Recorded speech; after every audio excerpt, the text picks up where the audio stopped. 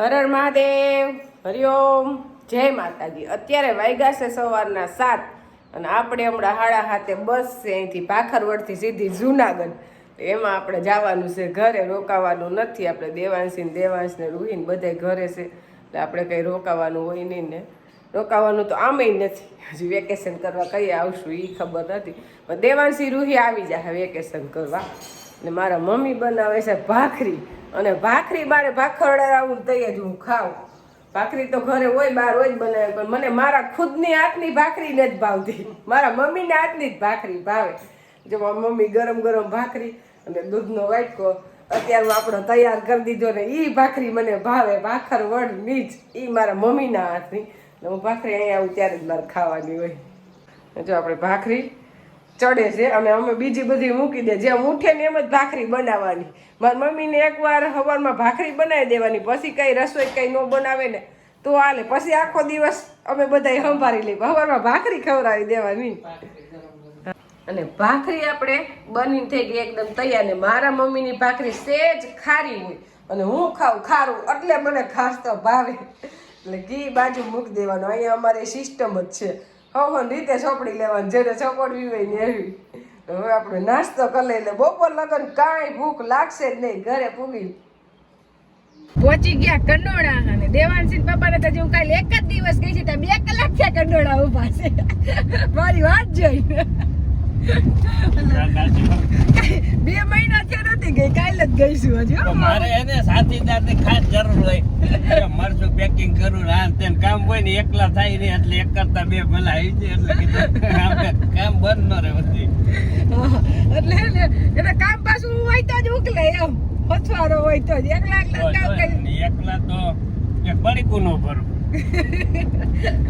એટલે 2 કલાક થી કંડોળા બેઠા, હજી જુનાગઢ થી બસમાં બેઠી તો પોતે ઘરેથી નીકળી ગયા, અને આ બસ પાછી અહીંયા પુલ બંધ કરી દીધો છે એટલે આમ દૂધીવર્ધન ને બધેથી ફરવા જાય એટલે બસ ને વાર લાગે, થોડી કલાક એમ બધું વહી જાય એટલે મારે લાગી ગઈ વાર, અને પપ્પા વાટ જોઈને બેઠા હતા।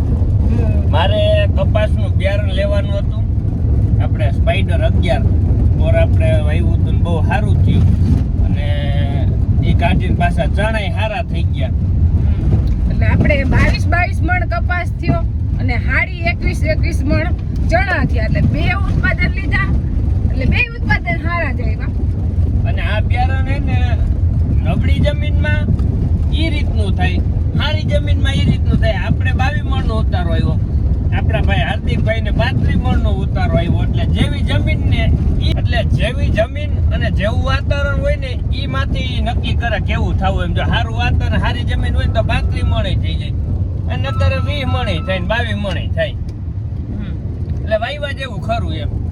આપણે રમેશભાઈ વેચે ગોંડલ, એને આપણે મોકલાવ્યું છે કે આ જ્યાં તમારે આજુબાજુમાં ખેડૂત જોતું હોય તો દેજો, એટલે આપણે એક 50 પેકેટ આવ્યા છે, કોઈને લેવું હોય તો એ મળી જાય, અને કુરિયર દ્વારા મળી જાય, કારણ કે આપણે લખાવશે ને તો આપણે રમેશભાઈને કહેવું ત્યાંથી મોકલાવી દઈએ, કારણ કે વાયવા જેવું ખરું એમ ખેડૂને આપણે। અને મેન પ્રશ્ન તો હીરુનો કે હીરુનો ડખ નથી રહેતો, આપણે 11 લગી સેલે લગી વીણી ત્યાં લગી કે હીર નો દેખાડી। એક તો મેન પ્રશ્ન ઈ જ હતો, કપાસમાં ખેડૂ એમ જ થાકી ગયા હતા ઈયળથી થઈ, એટલે આ બિયરમાં ઈ પ્રશ્ન નથી આવતો, અને અમે તો પોર વાવ્યું એટલે કહીશ, નકર નો કહી અમે કે વાવો એમ। પોરના આપણા આખા વર્ષના વિડિયામાં ઈ કપાસ આવ્યો જ છે, લગભગ કોઈ વેફરોમાં બાકી ન હોય આપણે સિવાય, આપણે એક જ બાકી। આપણે પણ આપણે મરચું પાવડર વાળે બધા કામમાં પાછળ જ છે।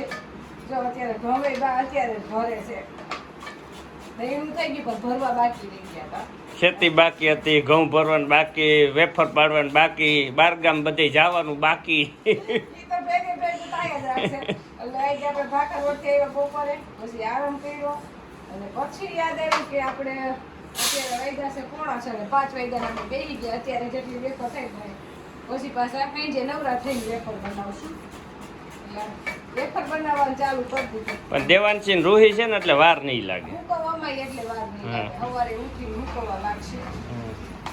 વેફર આપણે 40 કિલાની છે, પછી થોડીક તો હોય નહીં 10-20 કિલાની, એટલે અડધો કોથરો 20 કિલો તો વહી જાય, 20 રહે તમારે હાઈ.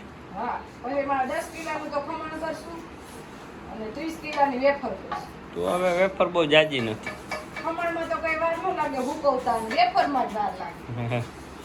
આપણે વેફર ઘરની હારી અને બહારની હારી જ આવતી હોય, પણ એ મહેનતના પૈસા લે.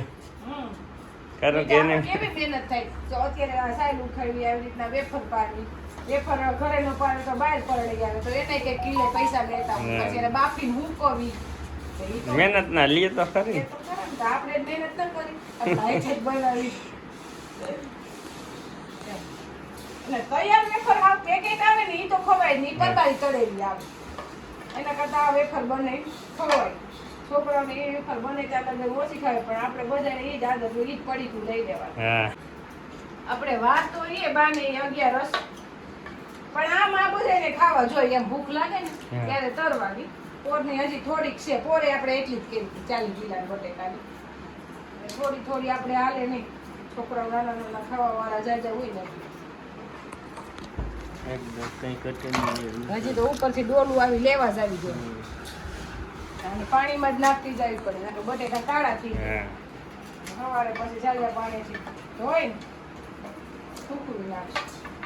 વેફર પાડતા કઈ વાર ન અને બાફી પડે ને કેમનું બાફી તો પડે ને, એમને મૂકી દો તો એમ ન હાલે. મીઠું દોડાવવું પડે છે, બફાઈ કરીએ તો પોલી થાય ને પાછી. એવું હોય એમ ને.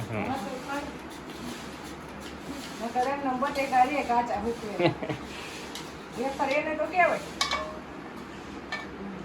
તે આપણે દેવાંશ આવ્યો છે વાડીએ. હમણાં તો ભાઈને વાડીએ નહોતું હોવાતું, કારણ કે અમે જ આખો દિવસ વાડીએ હોય, એમાં એને કેમ વાડીએ લઈ આવો કા દેવાંશ? હવે શું બોલવાનું છે તારે?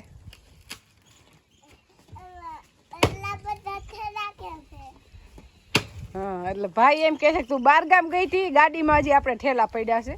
ગાડી ઘરે નહોતી, પાદરથી જ વાડીએ વહી આવી દીધા. અત્યારે ઠેલો લઈને ઘરે જાઉં, એટલે કે એટલા બધા ઠેલા કેમ છે? એમાં આપણી ખરીદી કરેલી છે. જ્યાં જાય ત્યાં ખરીદી તો ભેગી જ હોય હે. એટલે અને એના પપ્પા હવે સુલે રસોઈ બનાવી હોય તો એમનેમ તો બને નહીં, બર્તન તો જોઈએ જ. એમાંય કાલે વેફર બનાવી છે, અને વેફર કઈ હાઠીએ થાય નહીં કીધું. આ થાંભલી છે ને એના બર્તન કરી દો ને તો વેફર થાય. અને આપણે લાકડા હે પણ ઘોળ ને સીણા નથી રાખ્યા, કારણ કે જરૂર જ નથી પડી. કુવાડો હે કુવાડા હું હવે બે ફાડા કદા એટલે આમ પઈ ગયા તું. હા આમ પઈ ગયા અહીંયા આવતો.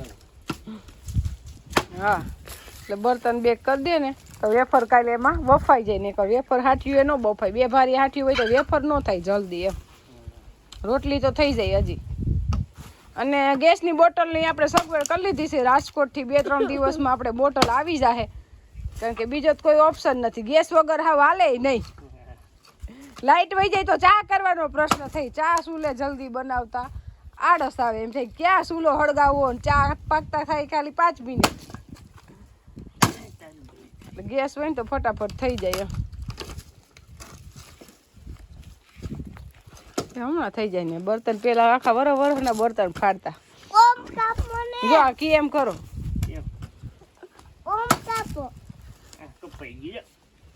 જો એમ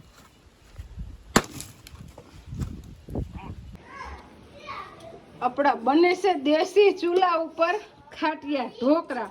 અને હમણાં આપણી રસોઈ તો ચૂલા ઉપર જ બને છે. એટલે જો બાઈએ ખાટિયા ઢોકળા બનાવવાનું કરી દીધું છે ચાલુ, બની ગયા. હવે મારે એનો વઘાર કરવાનો છે. આપણે વેફરનું કામ પતાવી દીધું, ત્યાં બાઈએ ઢોકળા બનાવી નાખ્યા. એટલે હવે વારું કરવાનું છે. ચૂલાની રસોઈ તો લાગે તો મીઠી જો, ગેસે ભલે આપણે બનાવી, પણ ચૂલાની આરે તો આવે જ નહીં. આપણે વાડીએથી ગાયનું કામ કરીને પાછા આપણે વેફરમાં જ બેસી ગયા. એટલે વેફર જે આપણી બધી પડીને થઈ ગઈ તૈયાર. અને એટલું બનાવ્યું છે ખમણ. અને ખમણી આપણી જાડી એટલે જો ખમણ એકદમ સરસ જાડું બનાવ્યું. ઝીણી ખમણીમાં બનાવી તો હાવ ખમણ થાય ઝીણું ઝીણું. ને આ તોય સુકાઈ જાય ને તોય માપનું જ થાય, એકદમ જાડું નહીં ને આછું નહીં. સરસ એમ આપણે ઢોકળાનો વઘાર કરવાનો છે. કે આપણે ખાંડ વઘારવા મૂકી દીધી, આમ ઢોકળા લઈ લીધા. હવે એને સુધારી નાખી. એમ કે બધા વઘારેલા જ ખાવા. કાચા કરતા વઘારેલ હારા.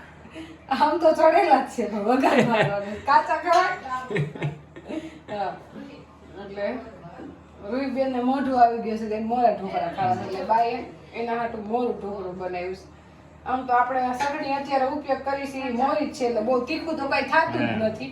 એમાં એવું છે કે અત્યારે તીખી ચટણી નથી ખાતા. એમાં દેવાંશી પપ્પાનું મોઢું આવી જાય છે, દેવાંશી રોહિન મોઢું આવી જાય છે ગરમીનું.